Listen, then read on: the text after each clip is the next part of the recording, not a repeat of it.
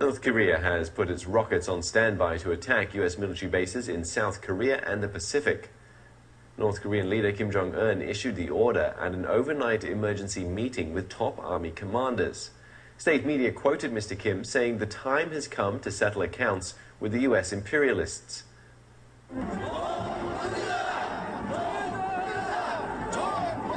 Thousands of soldiers and students have marched at the main square in Pyongyang to support their leader's call to arms. They've chanted death to the U.S. imperialists and sweep away the U.S. aggressors.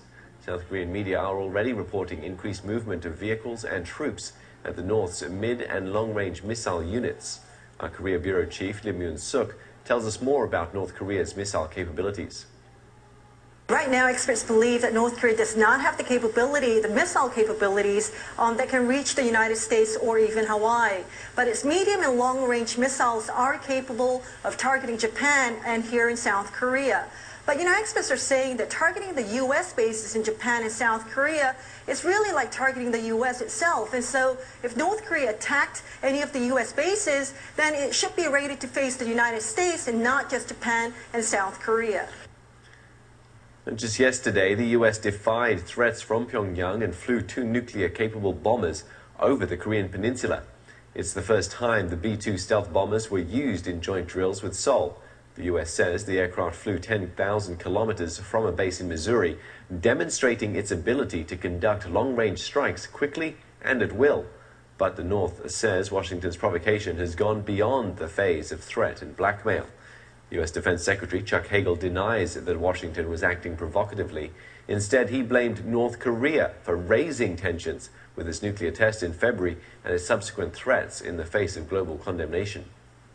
No, I don't think we're doing anything extraordinary or provocative or out of the out of the orbit of what nations do to protect their own interests. Professor John McKay from Analysis International tells us what North Korea may be trying to achieve. I think the first thing he's trying to achieve is to shore up his own power base, particularly with the North Korean military. There are some fairly hardline people in the North Korean military, and the last thing that Kim Jong-un wants to do is to appear weak or hesitant. And so he's really, to some extent, pandering to the military to try to gain their support. He has been in power for 16 months, but that's a relatively short period. He's relatively young and inexperienced, and I think he has to try and make sure that the generals are on side. And looking after the military and making these kinds of noises is guaranteed to build some support with the military. I think the question always with North Korea is that they are trying to put themselves into a good position should there be some bargaining. There always has been in the past. We go through these periods of crisis and then we have some kind of meeting. And the North Koreans, I think, are trying to push up their stakes to try to make sure they're in as strong a position as possible when talks do take place, as they probably will. Who knows when. We've learned that the North Korean state TV has announced that the North Korea's leader has signed off on a plan to put his rockets on standby for firing at U.S. targets, both in the Pacific and right here in the U.S. mainland. Well, forget about the mainland. North Korea can't reach here, but there are tens of thousands of American troops in places like Japan, Korea, and Guam that are well within reach of North Korean rockets and artillery. This is just the latest escalating move in sort of a tit-for-tat measure between the North Koreans, South Korea, and the U.S., and it seems like no one is willing to back down. Pentagon officials were in no mood to back down hours after flying a stealth bomber over the Korean peninsula. We will unequivocally defend, and we are unequivocally committed to that alliance with South Korea. The bombers can carry up to 20 tons of conventional and nuclear ordnance. On Thursday, 2 B-2s took off from an Air Force base in Missouri. They flew 6,600 miles to a training exercise and dropped inactive payload on a South Korean island. Why do you think it's wise for the U.S. to respond and poke back at some of these North Korean provocations? Well, I don't think we're poking back or responding. The North Koreans have to understand that what they're doing is very dangerous. But even the defense secretary admitted the U.S. is not sure how its actions are being interpreted in North Korea. There is uncertainty in that government and in their leadership and intentions. Pyongyang recently released intimidating new photos of its army and artillery. These are real enough, but North Korea is known to exaggerate its abilities. This shot of a beach landing exercise appears to be photoshopped. Some of the hovercraft look exactly alike. But there is genuine concern over a new missile North Korea unveiled at a parade last year. That road mobile missile would have the capacity to reach the United States. That's a different type of missile from the one that was tested back in December.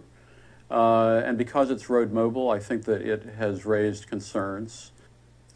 Raised concerns, but yet North Korea has never tested that missile, so there's no proof and really no clear idea of exactly where they are in the development process. No one thinks that that missile is ready to go, but it is something to keep its eye on over the next several years. Thousands of North Koreans have turned out for a mass rally in Pyongyang in support of their leader's call to arms. Soldiers and students chanted death to the US imperialists and sweep away the US aggressors. North Korea is said to have put missile units on standby to attack American bases in South Korea and the Pacific. The order from leader Kim Jong-un came after the US flew 2 stealth bombers over the Korean peninsula. America said the practice runs were designed to show its ability to conduct long-range precision strikes quickly and at will. Seoul, which has been carrying out routine military drills with America, says it's closely monitoring movements in North Korea.